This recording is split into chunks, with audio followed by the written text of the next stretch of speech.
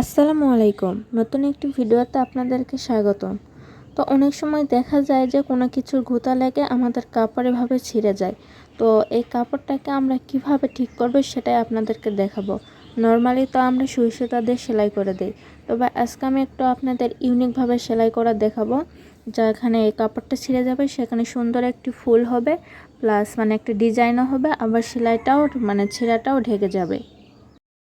তার জন্য কিছুটা কাপড় কেটে নিতে হবে। আমি ভিডিওতে যেরকম রাউন্ড শেপ করে দেখিয়েছি এভাবে রাউন্ড শেপ করে কেটে নিতে হবে।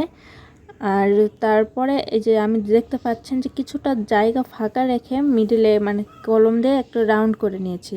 তো এই রাউন্ড বরাবর আমি এই সুই সুতা দিয়ে এভাবে সেলাই করে নেব। নর্মালি যেভাবে আমরা কাঁথা ফুল দিই সেটাই এখানে করতে হবে। আপনারা চাইলে এখানে আপনাদের যে কাপড় ছিঁড়ে গেছে সেই কালারের কাপড়ও দিতে পারেন বা অন্য কালারও দিতে পারেন। আমি এটা আপনাদেরকে জাস্ট দেখানোর জন্য করছি, সেই জন্য অত ম্যাচিং করার কোনো চিন্তা করি নাই। দেখতে পাচ্ছেন আমাদের কিন্তু কাপড়টা ওখানে সেলাই করা হয়ে গিয়েছে। এবার আমরা আবারও কাপড়ের উপরের ভাগে যে ফাঁকা অংশটা ছিল সেটা সেলাই করব। তবে এবার লক্ষ্য রাখবেন এই সেলাইটা শুধু এই যে কাপড়টা আমরা টুকরো করে কেটে নিয়েছি সেটার উপরেই হবে। নিচের যে মেন কাপড়টা আছে তার সাথে কিন্তু এটা সেলাই হবে না। তো এবার আমি কাঁথা ফুট দিয়ে পুরাটা রাউন্ড করে সেলাই করে নেব।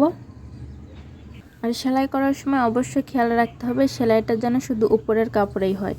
আর আমি এটা যেহেতু আপনাদেরকে জাস্ট দেখানোর জন্য করেছি, সেজন্য এখানে সুতার কালার ম্যাচিং করে নিইনি, হাতের কাছে যেটা ছিল সেটা নিয়েছি। তো পুরাটা রাউন্ড করে সেলাই করা হয়ে গেলে এরকম সুতার ধরে যখন টান দিবেন তখন দেখবেন কাপড়টি এরকম মুড়িয়ে ফুলের মতো একটা ডিজাইন চলে আসবে। তো এবার আমি এই সাইডে যখন পুরো কাপড়টা টানা হয়ে যাবে তখন এর এক সাইডে গিট দিয়ে নেব। আর হ্যাঁ, আপনারা এখানে যদি ম্যাচিং সুতা নিতেন তাহলে কিন্তু যে সাইড দিয়ে যে সুতা দেখা যাচ্ছে সেটা বোঝা যেত না। তো আমি আগেই বলছি আমি এটা জাস্ট দেখানোর জন্য করেছি, তাই এভাবে রেখেছি। আর যে কলমের কালির দাগও আপনারা দেখতে পাচ্ছেন, এটা শুধুমাত্র আমি প্রথমে যা আঁকাইছিলাম সেই কারণে। তো এরপর আমরা একটা এরকম পুঁতি নিব। তো আমার এখানে পুঁতির সাইজটা ছোট হয়ে গেছে, আমার আসলে এর থেকে বড় পুঁতি এই মুহূর্তে কাছে ছিল না।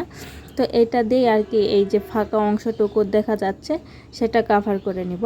তাহলে কিন্তু আমাদের এখানে দেখতে পাবেন যে খুব সুন্দর একটা ফুলের শেপ চলে আসছে। তো আপনারা যখন সেলাই করবেন তখন অবশ্যই সুতার কালার ম্যাচিং করে নেবেন। প্রথম যে সেলাইটা দিবেন সেটা মেন কাপড়ের কালারের নেবেন, আর দ্বিতীয় যে সেলাইটা সেটা যেই কালার কাপড় দিয়ে করছেন সেই কালারের সুতা নেবেন। তো আপনাদের কাছে আজকের এই সেলাইয়ের টিপসটি কেমন লাগলো অবশ্যই কমেন্ট করে জানাবেন। আর আমার ভিডিওটা যদি আপনাদের উপকারে আসে তাহলে অবশ্যই চ্যানেলটিকে সাবস্ক্রাইব করে দিবেন। ধন্যবাদ।